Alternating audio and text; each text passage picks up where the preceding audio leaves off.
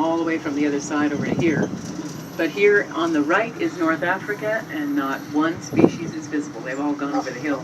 And it's an exhibit that's huge, twice the size of what you see here. So if they go over the hill, we won't be able to see them at all. And when they come down to us on this side, then of course we can. The biggest of our African red coral trees on my immediate left, though, is visible.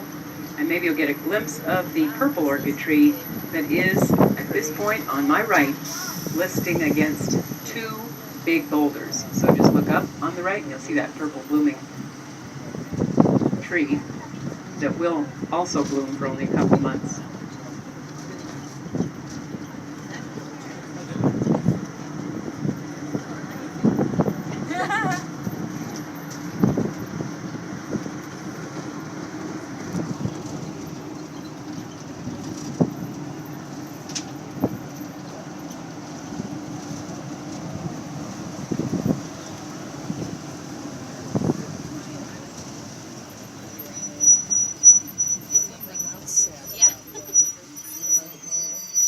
How about a bunny rabbit on the rock to our left, hey? Staying right there for you. Cutie. Sometimes you'll see California mule deer here on the right too, because they like this area. And having saved 800 acres within the 1,800 that we've leased from San Diego to do this, it's nice to say we've saved home, because San Diego is currently second to only Hawaii in having the most endangered plants now.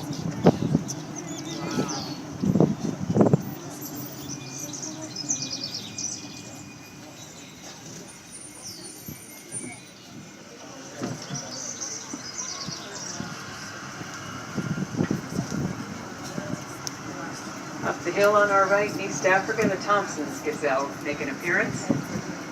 But will our southern white rhino birth that occurred February 26th?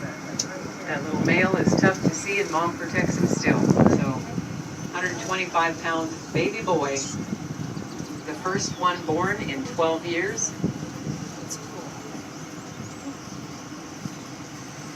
We will be looking for. But then so will this photo caravan, because people have booked those trucks through the ticket booths to go out there and do just that, get closer yet to some of our animals, including the baby southern white rhino. But as far as where the females are located at this point, looks like they're at the top of the hill about 1 o'clock. Another photo caravan adjacent to them gives you at least a partial placement, but whether or not the baby's up there with the females, I have not a clue, because usually she stays away from the crash, sorry. And of course, she might be the one on the S-curve up there where the giraffe are looking at her. I don't know. Those are Ugandan giraffe. Sometimes they're referred to as Baringo or Rothschild's giraffe. But if you stare up there long enough, I'm sure those giraffe are looking right at that baby next door, because they're very, very curious. And always, well, trying to get closer yet to the baby just to look at it, but mom keeps them at bay. So it could move right onto the roadway as we observe it, but if not, the overview you get of East Africa is coming up, literally above us on the right.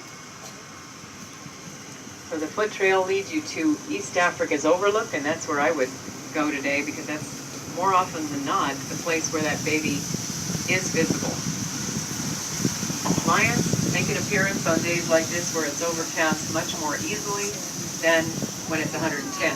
So as they pull up to Lion Camp, look to the right, maybe you'll see the male and two females in here, and they either are next to the Range Rover, behind it, in it, or on the rocks to the right behind us. So it depends on where you are in the vehicle, but you can certainly go to that area and look in, maybe catching a lucky glimpse. If not, I'd suggest going walkway-wise onto the bridge that's behind that Range Rover and checking it out from there. Because there's a lot on the walkways you can see. We have about 1,500 mammals and about the same number of birds throughout the park. So there is a lot to see on your adventures today. So to get you to the dock safely, I ask that you stay seated until we do stop, then your exit.